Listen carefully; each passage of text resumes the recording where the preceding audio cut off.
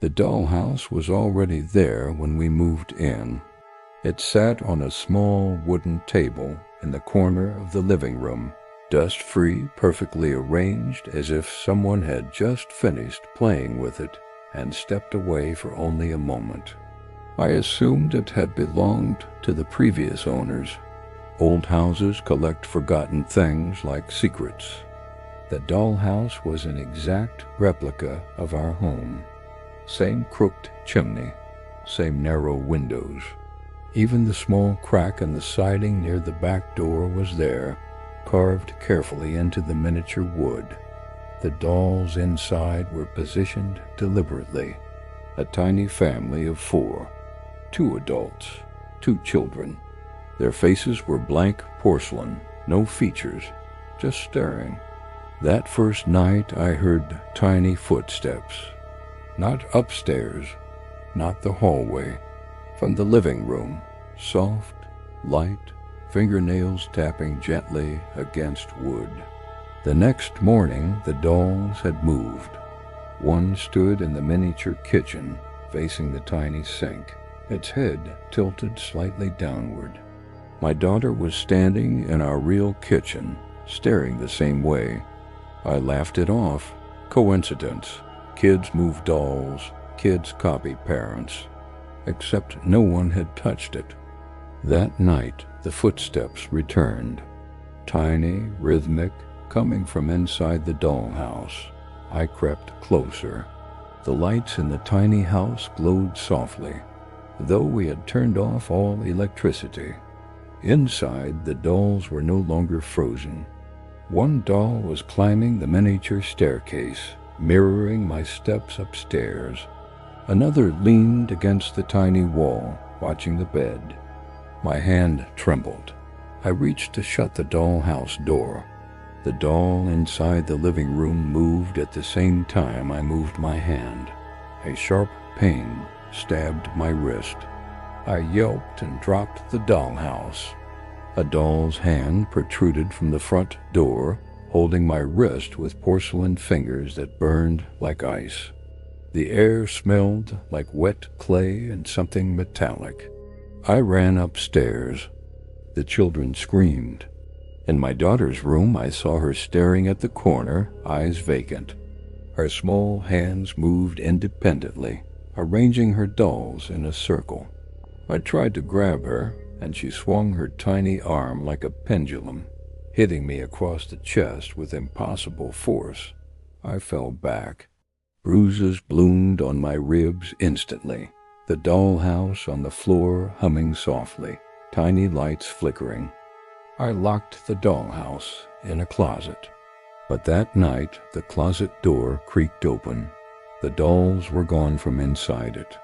I found them upstairs, in our bedroom, on our bed, on the walls. The children were asleep, or they looked asleep, but their heads twisted unnaturally toward the dollhouse, following the movements of the dolls. Suddenly, my daughter screamed, her voice cutting through the night like glass. Her body convulsed, limbs bending in ways no child should. The porcelain dolls in the room mimicked her movements. Each tiny figure mirrored her exactly. I tried to grab her, but she jerked violently and I fell backward, hitting my head on the dresser. I woke to find her crawling on the ceiling, not suspended by wires, not illusions, crawling. The dollhouse's tiny figures had formed a circle beneath her, arms raised as if conducting some ritual. I screamed. The dolls' faces shifted tiny, impossible smiles forming. Their blank porcelain now had eyes, black as pits, staring at me. I stumbled backward, and a tiny hand shot from one of the dolls and clamped over my ankle, dragging me toward the circle. Cold, crushing strength. I kicked and twisted, finally breaking free. The dollhouse glowed brighter than the moonlight. The room felt like it had shrunk. My daughter dropped to the floor, crawling like a puppet. Her eyes were no longer hers. The doll's eyes were inside her. I knew then that the house, the dolls, and my children were connected. I was trapped in a loop where my family became both the players and the audience. Every movement I made was mirrored, twisted, and awaited by the dolls. I tried burning the dollhouse. Flames licked it, but the wood inside the miniature house remained untouched, glowing softly. Smoke filled the room, my children coughing, but their eyes stayed fixed on the tiny figures. In a final act of desperation, I grabbed one doll.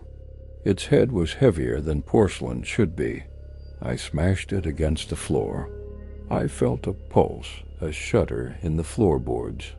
The dollhouse trembled violently, and for a moment the dolls froze. My daughter gasped and fell limp into my arms. I held her tight. But in the corner, the dollhouse's front door creaked open again. Inside, a new doll shaped like me stood in the empty space, smiling. The final realization hit me. The dolls didn't just copy us.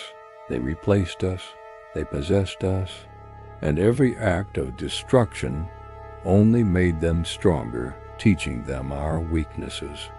From that night on, tiny footsteps never stopped.